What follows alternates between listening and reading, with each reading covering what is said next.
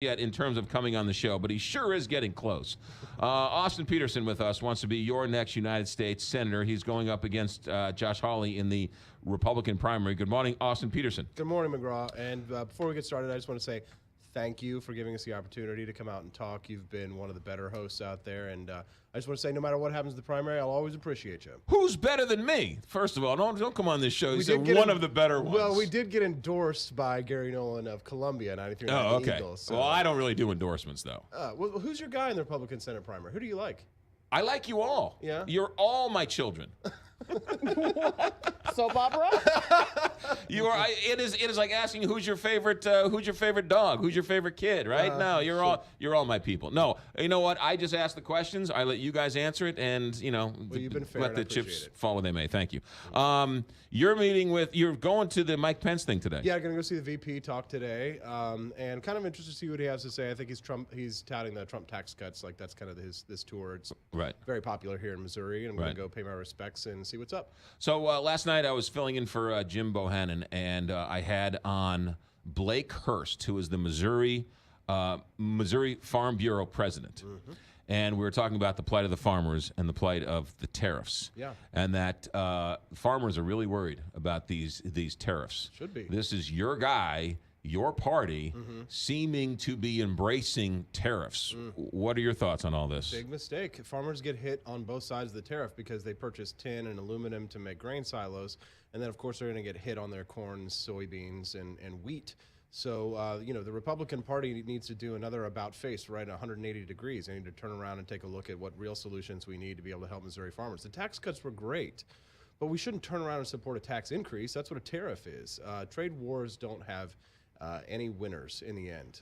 I think that the Republican Party needs to forcefully stand up against this. We need international diplomacy, and we need more free trade. Free trade lifts people out of poverty. Free trade helps American farmers.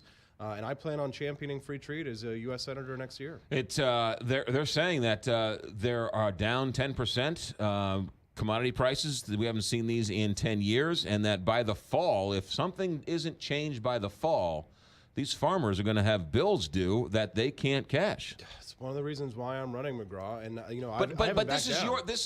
you're a Trump guy, and so how can No, you're not a Trump guy? I'm a liberty guy. I'm a limited government guy. I'm a fiscal conservative guy. I'm a cut taxes, cut spending, get government out of my life guy. Right. And when the president's right, I support him. I think the president has done the majority of the things that he's done, especially in his first year, were great. Right. But I never agreed with the tariffs, and I've always said so forcefully. And you lost some support from some people over that. Yeah. But frankly, I think overall the president has good instincts, but in this area, this is not one of them.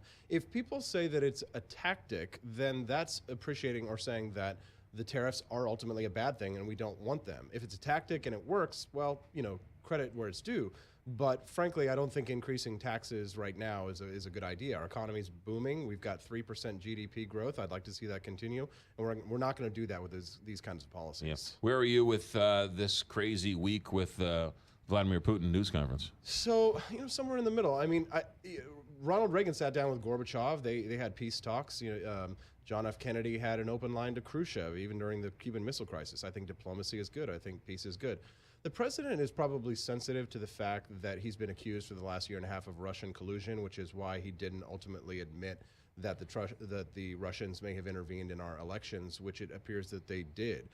So that's probably why he didn't say so publicly, was he's nervous about that. But I don't think it diminishes him to admit that the Russians do that. And of course, alternatively, the United States does this kind of thing all the time. It's possible to not trust Putin and not trust our intelligence agencies, which I think many of them were in the bag for Trump's opponent. Right, but this is his guy, though. This is Dan. These are all of his people now who are saying the exact same thing. Of course, but now his people have changed. Many of the people that have come into the president's cabinet have been the old neoconservatives, right?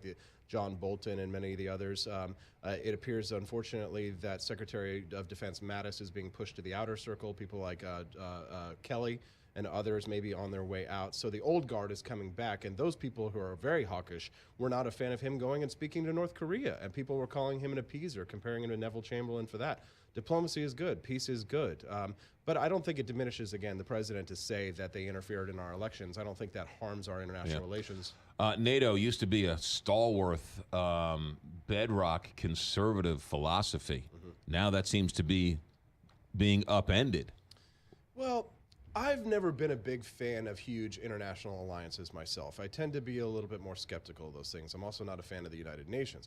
But the United Nations is very different than NATO. Of course. So when it comes to NATO, I don't think that there's a problem in asking many of these countries to step up and start paying for their own defense. Yeah, nobody is. Right. Everyone agrees with that. Absolutely. And if that's a tactic for him to get those people to do that, I definitely agree with the president on that. I'm just trying to call balls and strikes here.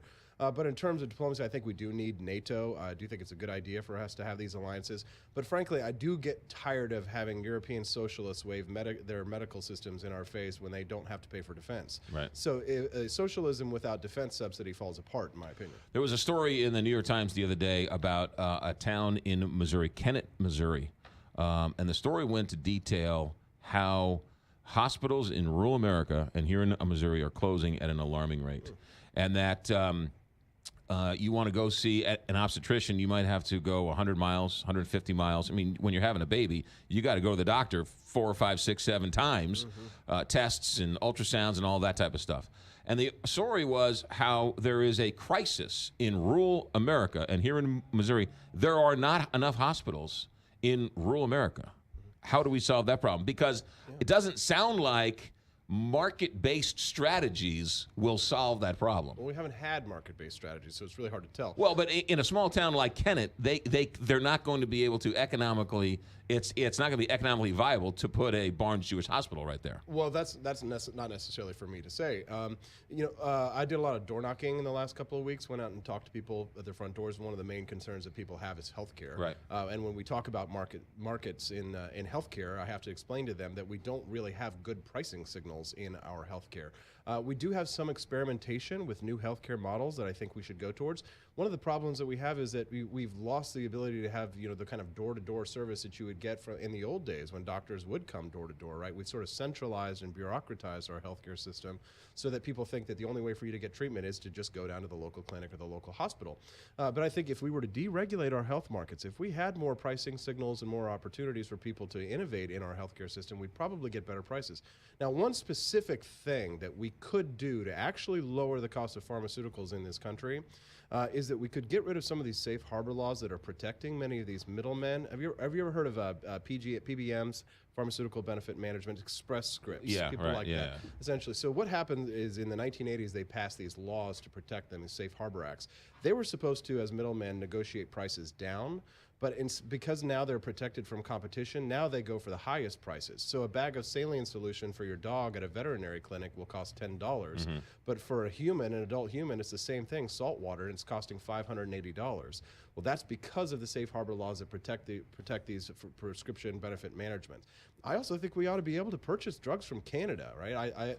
Bernie Sanders and Rand Paul, the most democratic socialist and the most libertarian Republican, both agree that Americans should have these options. But we have a cartel system that protects many of these companies, and we have an insurance cartel that protects many of these insurance industries. Frankly, if they had to compete in a free market, I think we'd see more options, and I think none of these businesses should be too big to fail. Yeah, but if you're in Kennett, Missouri, though, and you've got a town that's struggling, and you need health care, and you have to go 300 miles to get your tonsils out, or you don't feel well, or bad back, or a baby, or whatever else. I mean, that is a real problem. No, sure it is, absolutely. And I can't say that I really have a 100% perfect solution to every problem that these people might face. But Right. what I can say is that if we had more technology, perhaps you could order a doctor on your phone. They could deliver to your door just like an Uber. I think Right. that kind of technology would advance this, and I think we'd be better off. It's not an easy solution, but again, the powers of the Senate are somewhat limited. Did you have any interaction with Josh Hawley on the campaign trail? what? I met him at the very beginning of the campaign. Had a brief conversation with him. I saw him the other day at the VPA event. I'll probably see him again today. Right. But very tough to get anything out of him. He's very stiff, very difficult to have a conversation with, and he doesn't betray a lot of deeper will or doubt. You're the long shot candidate. You're the anti-establishment candidate, and I don't mean that as a positive or a negative. Sure. It's just you are. You're not the darling. You're not the hand-picked. Not the golden boy. How are you going to get from there to here? How are you going to beat Josh Hawley? No, I think that if the grassroots get together, if the grassroots unite, if everybody in the next 3 weeks takes a look at the FEC report, sees that I'm the only not Josh Hawley candidate who's in the black, who's debt-free, who is solvent, who has a statewide campaign, who has a nationwide support network, hundreds of thousands of supporters, tens of thousands that have supported, donated, volunteered, or whatever. If we all get on the same page and support me, then we can win. But I won't lie and tell you that I'm in the lead. I'm not. Josh Hawley has a strong lead, and I'm in the double digits, and everybody else is in single digits. So the question is there enough not Josh Hawley support to win this thing? I'm not sure about that. We do have a really great conversion rate with people that we speak to, but I've raised more money than all of the other not Josh Hawley candidates combined. I haven't taken a single penny of debt. I've been a fiscally conservative. I've demonstrated that during my campaign, and that's how I would protect your taxpayer money next year without a single dime of debt. So how I beat Josh Hawley is tens of thousands of phone calls to Missouri voters, door knocking like I have been doing, continue to fundraise, and make the case to the grassroots that if we don't join, we will die. It's a unite the clans Braveheart moment right now. If we unite the clans, we can win. If not, then Longshanks will take the field. That's a great movie. Austin Petersen wants to be your next Republican candidate to take on Claire McCaskill in the fall, and he's on his second favorite talk show host in the state. Is that safe to say? Right. Well, are you planning to endorse? No, I'm not endorsing anybody. Okay. All right. Fair Appreciate enough. you. Austin Petersen, good luck, and thanks for checking.